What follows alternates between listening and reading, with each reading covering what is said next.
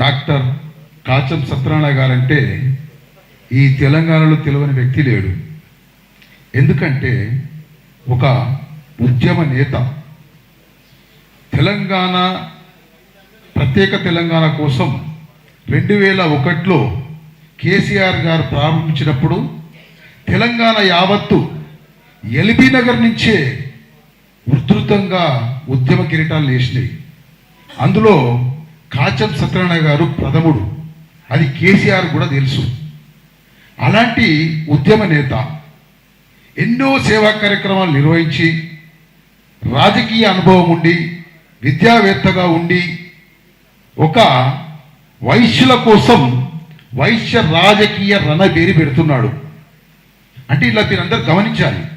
ఒక రాజకీయ నాయకుడు వైశ్య కులం కోసం ఒక రణబేరి పెడుతున్నాడంటే కాచం సత్యనారాయణ గారికి రాజకీయంగా కులముద్ర కూడా పడుతుంది.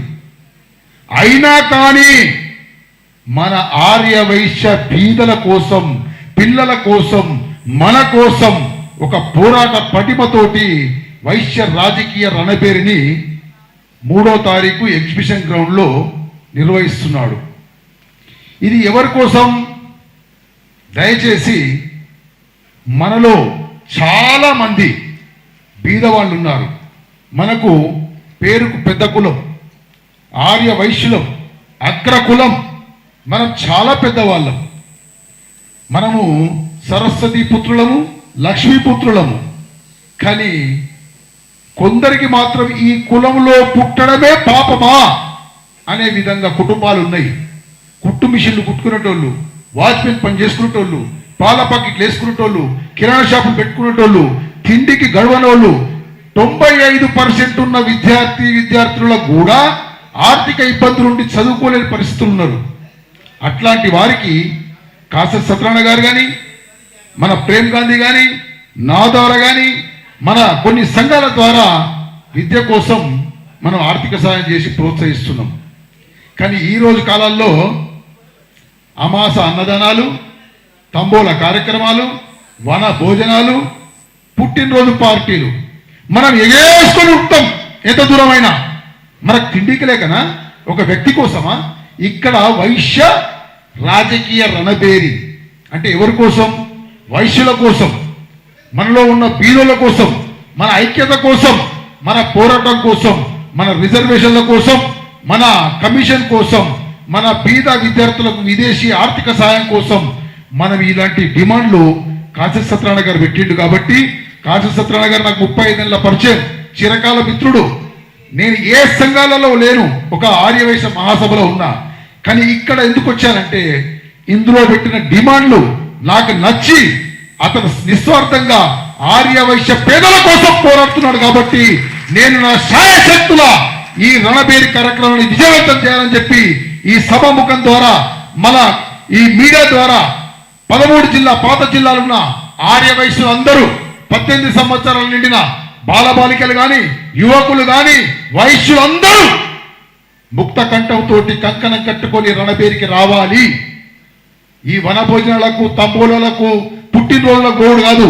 మీకోసం, మీ పిల్లల కోసం, మీ భవిష్యత్ కోసం, మీ రాజకీయం కోసం, మీ రిజర్వేషన్ల కోసం, మీ అణగారిబడిన అగ్రవర్ణ పేదల కోసం మీరందరూ కంకణం కట్టుకొని రావాలి. వివిధ జిల్లాల నుంచి ఈ సభను జయప్రదం చేయాలి. ఈ సభ ద్వారా కాంగ్రెస్కే కానీ, బీజేపీకే కానీ, బీఆర్ఎస్కే కానీ ఆర్యవైశ్యుల ఐక్యతతోటి కనువిప్పు కలిగి వీళ్ళు ఉన్నారు, వీళ్ళు ఒక శక్తిమంతులు అవుతున్నారు, వీళ్ళని రాజకీయంగా వాడుకోవాలి, వీళ్ళకి మనం ఉపయోగపడాలనే బుద్ధి కలిగేటట్టు మన బుద్ధి చెప్పాలని చెప్పి కోరుకుంటున్నాను. మీకు ఇలా కాచం సత్యనారాయణ గారు ప్రవేశపెట్టిన కొన్ని విషయాలు, జనాభా దామాష ప్రకారం స్థానిక సంస్థల ఎన్నికల్లో వైశ్యులకు వాటా కల్పించాలా వద్దా? అదేవిధంగా రాబోయే స్థానిక సంస్థల ఎన్నికల్లో వైశ్యులకు 30 ఎంపీలు, 30 జడ్పీటీసీలు, 1 జడ్పీ చైర్మన్, 1 మేయర్, 15 చైర్మన్ స్థానాల్లో అవకాశం కల్పించాలి రాజకీయంగా. అదేవిధంగా ఈడబ్ల్యూఎస్ వర్గీకరణ చేయాలి. మేము కాచం సత్యనారాయణ గారు, రవీందర్ రెడ్డి గారు, మేము ఇందిరా పార్క్ దగ్గర ఈడబ్ల్యూఎస్ రిజర్వేషన్ల కోసం దీక్షా కార్యక్రమం చేపట్టినాం. దేశవ్యాప్తంగా ఈడబ్ల్యూఎస్ అగ్రవర్ణ పేదల కోసం దీక్షా కార్యక్రమం జరిగినాయి. మేము కూడా దీక్షా కార్యక్రమం జరిగినాం. ఆ దీక్షా కార్యక్రమాలను గుర్తించి ప్రధాని మోడీ గారు ఈడబ్ల్యూఎస్ 10% రిజర్వేషన్ ప్రకటించినాడు. అది దేనివల్ల ఈడబ్ల్యూఎస్ అగ్రవర్ణ పేదలు కోరుతున్నారు. అగ్రవర్ణ పేదల కులానికే కాదు పేదలు కూడా ఉన్నాడని చెప్పి 10% రిజర్వేషన్ కల్పించిన ఘనత మోడీ గారిది. ఆ రిజర్వేషన్ల ద్వారా ఇవాళ ఐఆర్ఎస్, ఐఏఎస్, ఐపీఎస్, కలెక్టర్లు మరియు ఎంతో డాక్టర్లు, విద్యావంతులు, కొంతమంది అగ్రవర్ణ పేదలు మంచి భవిష్యత్తుగా ఉన్నత స్థానాల్లో ఉన్నారంటే కారణం మనం సాధించిన ఈడబ్ల్యూఎస్ 10% రిజర్వేషన్. కానీ ఇవన్నీ ఎట్లా వస్తాయి? ఒక నాయకుడు కావాలి. మాదిగ తండోరాకు మందకృష్ణ మాదిగ, బీసీలకు ఆర్ కృష్ణయ్య గారు, మరి వాళ్ళు కూడా ఉద్యమ నాయకులు. మరి వాళ్ళొక పిలిపిస్తే లక్షల మంది వస్తారు. మరి మన వయసులో ఏముంటుంది? నా దుకాణం, నా పెళ్ళిళ్ళు, నా ప్రబోజనాలు, నాకెందుకు ఈ రాజకీయం ఎందుకు? మళ్ళీ వాట్సాప్లలో మాత్రం రాజకీయంగా ఎదగాలి, మాకు అన్ని కోరికలు తీరాలి. కానీ ఇట్లా ఉంటాం మేము. ఇది మానుకోవాలి. మీకోసం కాదు, మన బీద ఆర్య వైశ్యుల కోసం, మన కోసం కాదు, ధనికుల కోసం కాదు, బీద ఆర్య వైశ్యుల కోసం. రాజకీయంగా రిజర్వేషన్లు తక్కువ కారణంలో మన అసెంబ్లీలో, ఆంధ్రప్రదేశ్ అసెంబ్లీలో 52 మంది ఎమ్మెల్యేలు ఉండే వైశ్యులు, దాదాపుగా ఒక 300 మంది సర్పంచులు ఉండరు. మరి అలాంటి రాజకీయ అనుభవం ఉన్న వైశ్యులు ఎక్కడ వేరు ఇప్పుడు? కారణం మనకు రిజర్వేషన్లు లేక, అక్రమ సంపాదన లేక, మనకు బ్రోకరిజం లేక, మన కాళ్ళు మొక్కే బానిసపత్తు లేక మనం రాజకీయంగా కుంగిపోతున్నాం. కానీ ఇప్పుడు ఈ రాజకీయ రణబేరి ద్వారా, పోరాటం ద్వారా మనలో ఇవాళ ఉన్న ఒక కార్పొరేటర్ రేపు 30 మంది కార్పొరేటర్ కావాలి. రేపు 30 మంది కార్పొరేటర్ కావాలి. రేపు రాబో ఎల్బీ నగర్ నియోజకవర్గ ఎమ్మెల్యే కాన్స్టిట్యున్సీలు పెరిగితే మన ఎల్బీ నగర్ కాన్స్టిట్యున్సీలో 2 వైశ్యులు ఎమ్మెల్యేలు కావాలి. ఎందుకంటే రాజకీయ అనుభవం ఉన్నవారు ఉన్నారు, లేరని కాదు. కానీ అక్రమ సంపాదన లేదు, బ్రోకరిజం లేదు, వారసత్వం లేదు. ఇలాంటి కారణాల వల్ల మనం రాజకీయంగా అరగబడిపోతున్నాం. అందుకే మనలో మార్పు రావాలి, పోరాటం మరపం రావాలి. ధన సంపాదనే ముఖ్యం కాదు, బంధుప్రీతి ముఖ్యం కాదు, పదవులు ముఖ్యం కాదు. మనకు కావాల్సింది పోరాట పటిమ. పోరాడితే పోయేదేం లేదు, సాధించే వరకు పోరాడు, నీ సంకల్పం సిద్ధిస్తుంది. మనం ఇంట్లో కూర్చుంటే ఎవరు ఇయ్యరు, అడిగితేనే అమ్మ అన్నం పెట్టదు. ఈ కోటలకు చాలా పైసలు ఉన్నాయి, పోయి వాళ్ళకి ఎందుకులే అంటారు. ఇప్పుడు చాలా మంది కోటిచ్చి కోటానికి కొనుక్కోవాలంటారు ఒక ఆయనే, కోటలకు ఎంత తక్కువైనా ఉంటారు ఒక ఆయనే, అరే మీరే దానాలు చేస్తారంటారు ఒక ఆయనే. కానీ నాయన మాకిడ ఉన్న బీదల గురించి పట్టించుకోర్రి, మాలో ఉన్న బీద విద్యార్థిని గురించి పట్టించుకోండి, మాలో ఉన్న రాజకీయ నేతలను గుర్తించండి, మాకు నామినేటెడ్ పదవులు ఇవ్వండి, మాకు ఉద్యోగాల అవకాశాలు కల్పించండి. మేమేం తక్కువ. ఒక్క వైశ్యుడు కనీసం 100 మంది ఓటర్లను ప్రభావితం చేసే శక్తి ఉంది ఒక వైశ్యుడి దగ్గర. ఒక వైశ్యుడి దగ్గర 100 మంది ఓటర్లను ప్రభావితం చేసే శక్తి ఉంది. ఎందుకు? వైశ్యుడు అంటే అన్ని కులాలకు అనుబంధం గలవాడు, వ్యాపార బుద్ధి, అన్ని కులాలతోటి, బ్రాహ్మణులతోటి, క్షత్రియులతోటి, మన బీసీ వర్గాలతోటి, ఎస్సీ వర్గాలతోటి, ఎస్టీ వర్గాలతోటి అనునిత్యం బంధుత్వంతో బావ, అన్న, తమ్ముడు అని మర్యాదతోటి పిలిచే కులం ఒక వైశ్య కులం. ఆ వైశ్య కులం మీద ప్రతి ఓటర్కు నమ్మకం ఉంటుంది. కానీ మేము వైశ్యులం తెలుసుకొని నిజంగా మేము ప్రచారం చేసినట్టయితే ఏ పార్టీకి నష్టం చేసినా నష్టం చేయగలుగుతాం, లాభం చేసినా లాభం చేయగలుగుతాం. మమ్మల్ని గుర్తించకుంటే, మమ్మల్ని గుర్తించినప్పుడే మేము ఆ పార్టీలను కూడా గుర్తిస్తాం. దయచేసి రాజకీయ పార్టీలు ఈ రణబేరి ద్వారా ఇంకా ఎంతో ముందు చూపుతోటి మీరు ఆలోచించి అన్ని పార్టీలు మా రాజకీయంగా ఆర్యవైశ్యులకు సీట్లు కల్పించాలి, నామినేటెడ్ పదవులు కల్పించాలి. అదేవిధంగా మేము రణబేరిలో పెట్టబోయే మా డిమాండ్లన్నీ మీరందరూ ఏ పార్టీలైనా మద్దతు ఇచ్చి మాకు తోడ్పాటుగా ఉంటేనే మిమ్మల్ని గుర్తించడం జరుగుతుంది.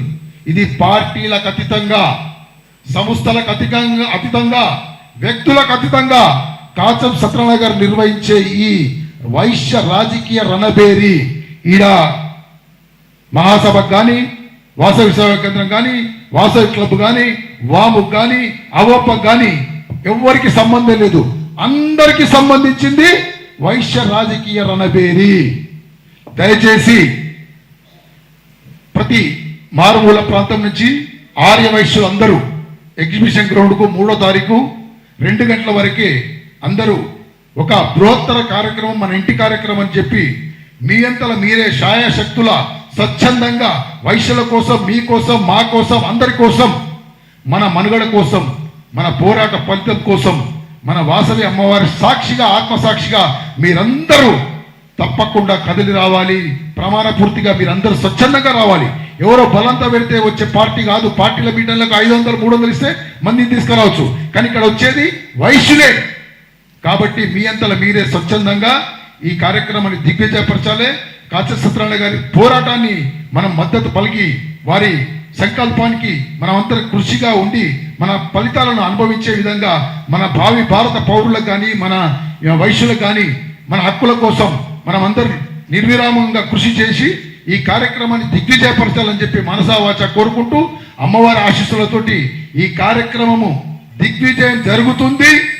మన పోరాట పటిమ సిద్ధిస్తుంది, మన కోరికలు కూడా నెరవేరుతాయని చెప్పి ఆశిస్తూ ఈ అవకాశం ఇచ్చిన కాశ సత్యనారాయణ గారికి, మరి వేదిక రణబేరి వేదికకు మరియు వేదిక కింద ఉన్న పెద్దలందరికీ మరోసారి నమస్సుమంజలి తెలియజేస్తూ మీ అందరికీ భగవంతుడు అష్టైశ్వర్య భోగభాగ్య సుఖ సంతోష వాణిజ్య వ్యాపార పుత్ర పౌత్ర మనోవంచ కీర్తి ప్రతిష్ట ఆరోగ్యం ఐశ్వర్య వ్యాపారం మీ పిల్లలందరూ మంచిగుండి ఈ రాజకీయ రణబేరి దిగ్విజయం కావాలని చెప్పి అందరూ ఒకసారి జై బోలో వాసవి మాతాకి మీరు మనస్ఫూర్తిగా మళ్ళొకసారి అంటే విజయం అవుతుంది. జై బోలో వాసవి మాతాకి, జై బోలో వాసవి మాతాకి. వర్ధిల్లాలనండి వైశ్య రణబేరి, వైశ్యుల ఐక్యత, వైశ్యుల ఐక్యత. చలో హైదరాబాద్ 3వ తారీఖు ఆగస్టు 3. చలో హైదరాబాద్ ఆగస్టు 3, ఆగస్టు 3, ఆగస్టు 3. అందరూ ఇదే స్ఫూర్తితో ఉండాలి, ఇదే ధైర్యం దమ్ముతోటి ఉండాలి. వైశ్యులంటే పూర్వకాలంలో వీళ్ళు తాగరు, మాంసాహారులు కాదు, వీళ్ళు మద్యపానం తాగననుకుంటారు. కానీ మన దాంట్లో 90% తాగుతూ తింటారు. కానీ ధైర్యం కూడా తెచ్చుకోవాలి. మరి మీరు భయపడేది లేదు ఎవరికి, ఎందుకంటే మనం కూడా తాగుతున్నాం, తింటున్నాం. ఎవరికి భయపడాలి? ఏం భయపడేది లేదు. దేనికైనా అన్ని జిల్లాల్లో ఆర్యవైశ్యుల కోసం, ఆర్యవైశ్యులకు అన్యాయం జరిగితే అక్కడ ప్రత్యక్షమయ్యేది ఈ ముగ్గురు ఉంటారు కంపల్సరీగా చెప్తున్న వేదిక ద్వారా. జై హింద్.